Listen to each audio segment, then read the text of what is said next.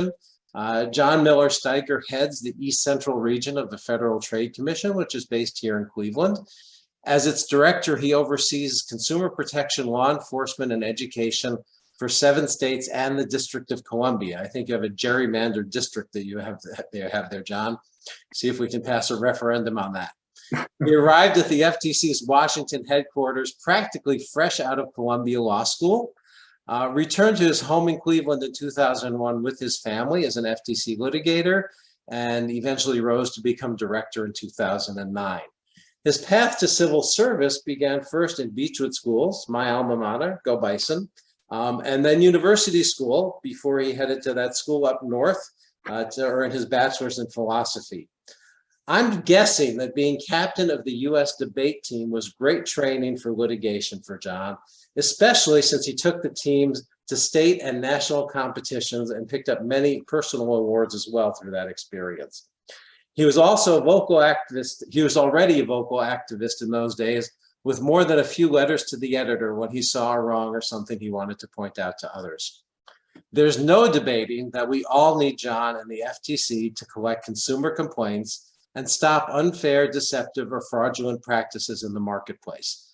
There's also no debating that this afternoon, Jon has a lot of support on this call from his classmates from the Leadership Cleveland class of 2017.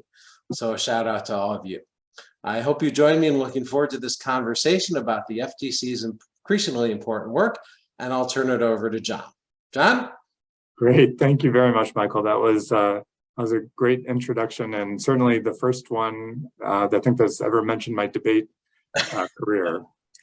So that was fun. And yes, it is. It's great to see the most effective class ever, Leadership Cleveland 2017. Good to see you all here and everyone else. Thank you very much for the invitation. I'll let you know that I have, I'm looking at the camera right now, and then I've got everyone's pictures a little bit behind us, so you'll see my eyes moving around a little bit, but I did try to minimize that. One thing I do need to say up front, so that I can keep my job at the Federal Trade Commission, which I really like, is that what I'm going to be saying here today are my views and not the views of the commission or any particular commissioner. So let me just start out by saying that there is a scam for everyone, whether you're at work, whether you're at home. Like in the Hunger Games, the odds are ever in the scammer's favor. It is so cheap to send out millions of robocalls, texts, emails, social media messages, whatever it is, that if they happen to find literally one in a million, and they catch somebody and it's the wrong hour, the wrong day, and they can make money off of that person, or even just collect information like their name or phone number, which can then be monetized.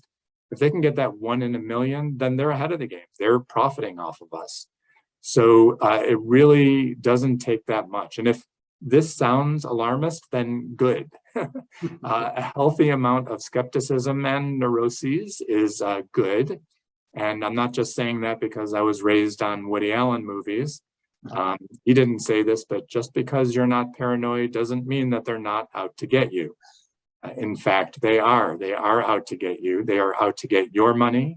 They are out to get your organization or your business's money, but they're also out to get you, your name, your phone number, demographic information about you, your contact list. Every single fact that they can collect about you is something that they can turn into money for themselves. So that's the little scary introduction to get your attention. Let me talk a little bit more about some of the specifics. At the Federal Trade Commission, and especially in the office that I work in, we know that there's really not much difference between the scams that are targeting individuals, you, your employees, your family and friends, and the scams that are going after your business or your nonprofit. For at least 20 years, our office has been suing scammers in federal court that are targeting businesses and nonprofits, enforcing the many laws that are under our responsibility. So some examples of what our office specifically has done, and our office is one of 8 regional offices in addition to our headquarters. So some specific examples are going into federal court to shut down fake directory listing scams. Used to be that they would pitch inclusion in the yellow pages as the scam. You pay us money, we'll make sure you're in the yellow pages. Now that the yellow pages aren't so important, it's internet directory listings, but either way, you would pay money or your organization would pay money and get nothing in return. So we would go into court and shut those scams down. We got a federal court order to shut down a web design and web hosting service that, again, took money and delivered almost nothing in return. This scam really was very effective. It fooled a small church in Iowa. It also fooled a major defense contractor who they were paying them for years for nothing in return. We had a settlement last year with Dun & Bradstreet. Yes, that Dun & Bradstreet, because we said that they were marketing products that were supposed to help businesses with their credit, but in fact were not. And then we've got ongoing litigation right now in federal court in Pennsylvania against a company called Progressive Business Publications that we say has been charging businesses for newsletters that they actually promised were going to be free. And this is a well-established company there. They've been operating this way for decades. And we are in the process of trying to get a court to agree with us that they need to be stopped in taking money from nonprofits and small businesses. So with that context, why do I say that there's overlap between protecting businesses and protecting individuals? Well, first, because as many of you know firsthand, there are so many small businesses and nonprofit organizations where really it is an individual that's at the heart of it. And their financial solvency and their data integrity is really key to the organization. So by going after scams targeting individuals, we know that we're also helping many businesses and nonprofits. And second, a business's defense against scams is really only as effective as their individual employees' defenses against scams. Most scams that are targeting businesses are actually going to involve some sort of human interaction at some point, some interaction with your employees or volunteers. So by educating businesses about the scams that are coming after them, we're protecting not only the businesses, but also the individuals that work at them. So what are some common business scams that are going through your workers? Some of the things that we've seen and that we've taken action against. And first, let me say that this is not about blaming workers. As leaders, we know that it is our responsibility to provide the training and to provide the information for our staff so that they can avoid scams as much as possible. And like I said at the start, there's really no point to trying to place blame anywhere because there is a scam that will work on each one of us. They catch us at the wrong time, catch us in the wrong day. So one example is what we call the CEO scam. And what this is some sort of message, a text or an email that comes through that seems to be coming from the head of the organization. And the message is urgent, right? And it's demanding that the person take some sort of action, usually wiring someone money on behalf of the business, paying an invoice, or going out and buying gift cards for a party or a gift. But whatever it's asking for some sort of money, and it purports to come from the head of the organization. And then there's the other big category of scams that's really just trying to get your employee to click on a link or open an attachment on their computer, whether that's their computer, their personal computer that's on your network, or whether it's a work computer. If the bad guys can get your employee to click on that link or open that attachment, they can start to install malware on your network, on your employee's computer, on your network. And that's what they're trying to do. So it's hard to know exactly what the scamming attempts will look like. Again, there's just so many different variations because it's so easy to carry out. So what's the best advice that that I can offer you all for individuals, whether they're working in your business or whether they're on their free time? Well, the first thing is to take your time. The scammers and the con artists are psychology experts. They know that if they can rush us into a decision by making us scared or thinking an issue needs to be resolved right away, an instant resolution, that our executive functioning won't be as strong and we'll be more likely to make a misjudgment. And the counter to that, the defense, is really simple, but not easy. Before any financial action is taken, your employee, your friend, your family, yourself, you need to take the time and think about what's being asked. So, for example, is this a typical request? Is this the person that usually makes this type of request? And does the email match up? So to put a little bit more meat on those bones, if someone, or would someone typically be asked to buy $5,000 worth of gift cards? This is a scam that actually happens pretty frequently. But is that something that would normally be asked of a person? Would a request to pay an invoice typically come from the head of an organization, or would it come from a specific person? It's very easy for the scammers to go on the internet, scrape the internet for the name of the head of an organization or a company, and use that in order to try and scare the person into sharing information or transferring money. If the request came by email, is it the right email address? Maybe they got the name of the head of the company right, but instead of it being on your company email, it's on a Gmail account. So having your employees take the time to think about each one of these things. Again, it's simple, but it's very hard to incorporate into your culture, into your office culture, especially because most of you probably have office cultures that really turn on fast customer service and a fast response. But that's the balance that you as leaders are going to have to strike in making sure that your organization is protected. Another piece of advice that we give is turn to a trusted source. Knowing that there is a scam for each one of us hopefully gives us the humility to recognize that we can all benefit from going to a trusted source and saying, hey, this is what I heard. This is the email that I got. Does this make sense to you? I just want another set of, another person thinking about this. And in the workplace, that means that it's your responsibility as a leader to create a culture where a worker knows who to reach out to when they get an email, for example, asking for a money transfer. And it's also your responsibility to make sure that your workers know that they can reach out without being afraid of being punished or getting dinged on their next review. And that has to come not just from you, but you have to make sure that that comes from every manager along the line so that your employees really do feel comfortable in questioning some of these attacks, because the attacks are coming.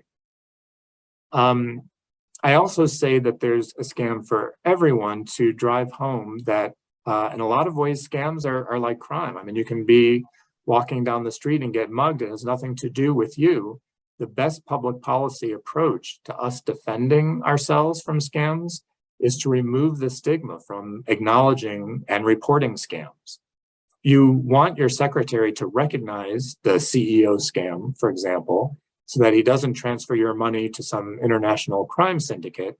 You want him to know that from the beginning, but you also want your secretary to feel comfortable in coming to you and saying, hey, I got this. I'm not quite sure if this is legitimate or not. And when you do come across a scam, whether because it went after you or an employee or a friend or a family member, please, please, please report it to us. And I gave Michael a website that maybe he can put in the chat, and I'll say it here too, since some of us are oral learners and some of us learn by reading, but it's www.reportfraud.ftc.gov. And if there's time, I'll tell you more about why that's so important, but it is really key to law enforcement efforts and to our education efforts that people report what it is that they've come across, even if they didn't end up losing money. So what are some red flags of scams to watch out for and to tell your coworkers, your friends, your family about? Well, I already mentioned one. One red flag is that they rush you. If someone is trying to get you to act quickly, it's so that they can keep you off balance and trick you into making a bad decision. Relatedly, they'll scare you. I'm guessing a lot of you have gotten those texts or emails saying that someone is using your Amazon account or someone is using your PayPal account, and you better click on this link to make sure that it's a legitimate use, or something is going to happen. We're about to shut down your Amazon account. And this can be, really scary for your business that may depend upon that. But they do this, again, to get you to act quickly, and because a scared you is more likely to become a scammed you. The lizard brain isn't going to remember what I'm going to be saying today, and so they try to trigger that part rather than, having you actually think about what it is that they're trying to get you to do. And another red flag is how they're having you give them money. If someone you know, someone you don't know, asks you to pay them through a wire service like Western Union, or through gift cards or banking apps like Zelle or Venmo, be on your guard. In fact, I might say you might want to just, or I would say you might just want to end the conversation right there. These payment tools, those payment tools that I was talking about, they're built to be used with people you have relationships with. So if they're being used by someone else, by someone you haven't dealt with before, that is a huge red flag. Put another way, these methods of payment are sort of like sticking cash in an envelope and taping it to the bottom of a park bench and just leaving it there. Except that these methods are quicker, they're instantaneous, the money is gone the minute that you click the button, and they're actually harder to trace. So people need to be careful about when those mechanisms are being offered by someone in order to make a payment. Then the last thing I'll say before opening it up for questions is even sellers can be scammed. And this is, there are a lot of versions of this, but this is the check overpayment scam. And a lot of people don't know about this, but imagine that you're selling widgets and a widget costs $200. Someone will send you a check for $300 and then reach out to you right away and say, oh my gosh, I made a terrible mistake. I sent you $300 when I should have sent you $200. If I need that money back, I need that extra $100 back or I'm going to get fired. Please, you don't know how awful my boss is. You didn't go through Leadership Cleveland. He doesn't know. So can you please just wire me that $100 back and you'll save my job? And you see, the check has deposited, it's there in your bank account. You think, all right, I'll wire the money back. But what a lot of people don't realize is that it actually takes a good week or more for a bank to really trace a check through the system. So what happens is you've wired $100 to this person, and then it turns out that the check was a fake. The $300 gets taken out of your account, and you're still out the $100 that you sent the scammer. So these scams work all sorts of different ways. All right, sorry, I wanted to leave plenty of time for questions, so let me stop there. And Michael, do you want me to look at the? Yeah, no, I'll take care of it. You don't have to. You can just focus on answers. Thank you, John. First of all, thank you for scaring us all this afternoon. But I might go looking at park benches to see if any money's taped underneath it. I like that metaphor. We've had a couple questions come in. One has to do with the remote world we're in, and what, if anything, that's impact that has had on threats or risks or scams now that so many of us are remote and staying remote. Yeah, it does give the new bottles for the old wine to be poured into. Some of it is it makes the psychological manipulation a little bit easier. So, if I get an email maybe before that seems questionable, maybe before I would just, pop into the office next to me and ask, hey, what do you think about this? Now that's not going to happen. Maybe I won't want to forward the email to someone else in my office to get their opinion. So that's definitely made things harder. We have less of a connection with people, so it's a lot easier for someone to make it seem like they have a connection to us or to our business. We're relying, more on online interactions. So, all of those things together, it's still about, getting someone interested in sharing more information or money than they should, but it is making it easier to do that. Right, and we're stuck with this remote world for a while. Couple questions when you do catch the bad guys. We've had some questions come in about sort of the law enforcement side. What percentage of them actually get caught, and how do you work with other law enforcement? Is the FBI involved? Are local police responsive? Sometimes I think they don't want to be bothered by things like that. Can you talk us a little bit about the law enforcement piece and how effective these efforts are at stopping how many of them? Sure. Well, I sometimes think of a metaphor of us as a cop on the beat, right? The cop is not going to stop every crime, but this, that's still valuable to the people who they are able to protect. So we are an agency of 1,000 people to cover the entire country. That's all of our staff. I think it's 1,100, and actually our mission is half consumer protection, but the other half is antitrust enforcement. So really, we've got somewhere around 500 to 600 people patrolling the entire consumer protection beat of the country. So no, we are not going to stop this all, which is part of the reason why we spend time doing things like this, talking to people, educating people and organizations about how they can protect themselves. But I mentioned how important it is to report fraud to us. And one of the reasons is that when you do give us a report at that website in the chat, that gets entered into a database. And that database is accessed by law enforcement actually internationally. But at the local level, at the state level, the state attorney general can check those reports. The FBI checks those reports, and we have law enforcement, say in Canada, that checks those reports often. So that's one way that we are working with our law enforcement partners at all levels. We host this database of reports, and this is how we and other law enforcement choose our targets. Because we don't have resources to go after everything, one of our major tools is we look at that database and we say, okay, what are there a lot of complaints about? Because that's going to give us the biggest bang for our buck. So although we can't get involved, the FTC can't get involved in every report that comes before us, having those reports not only shows us, hey, this is a big problem that needs addressing, but a lot of times it'll help us make connections. Because the bad guys, of course, aren't hanging out a shingle; they're trying to hide where they are, and so it helps us make connections and find out where they are.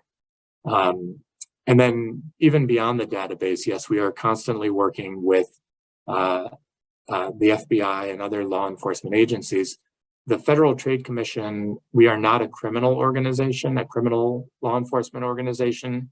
We are on the civil side of things. So that means that we are trying to get orders that shut down the bad guys or that stop their conduct, and try to do something in terms of a monetary penalty. But we very frequently will refer matters to criminal law enforcement. And in fact, the one case that I talked about, that was the web design and hosting one, the one that got victims in the church and in defense contractors, we did refer that to criminal law enforcement, and the mastermind behind it ended up serving, I think around 15 years in prison for it. Well, that raises a question, because we had the website in the chat, and we'll send it out in the follow-up as well. I'm taking you want more reports than less. Are there certain things you want more reports on? And maybe also talk about the types of things that get reported. You mentioned the CEO scam. What are the other popular trends in scams? And do you want reports on, like, if we get an email, do you want to report on every little thing like that? Or you just want the big, the other scams? Maybe talk about the type of scams and how consumers are best able to respond and give you what you need. Yeah, from our perspective, give us everything. Again, an individual is never going to know what whether what they have is going to be the key that unlocks it. So it might be that we have a scam and we just can't find where they're located. And then the interaction with you, someone reveals a phone number that, unlocks the whole thing. Definitely reach out to us. Even if you haven't lost money to a scam, let us know, file a report. Because again, even though you were able to avoid losing money, other people are losing that money. And so having that information is very valuable to us. So whatever you're seeing, we would love for you to report that to us. Again, I want to make sure everyone has their expectations. We're not going to be able to respond to all of those reports individually, but they are being looked at. And also, even if it's something you think maybe is criminal or otherwise isn't something we're interested in, remember that we've got all those other law enforcement agencies that are looking at that database as well of the reports, and so it'll be valuable to them. In terms of what we see in that database, I mean, it runs the gamut. There are identity theft reports, someone using someone else's or a fake driver's license when they get pulled over by a cop in order to avoid actually having to go to jail or an insurance hit. That shows up in our reports, which is very useful to the local police that are taking a look at things. And then false advertising, I didn't talk about that, but that's another area that we deal with a lot.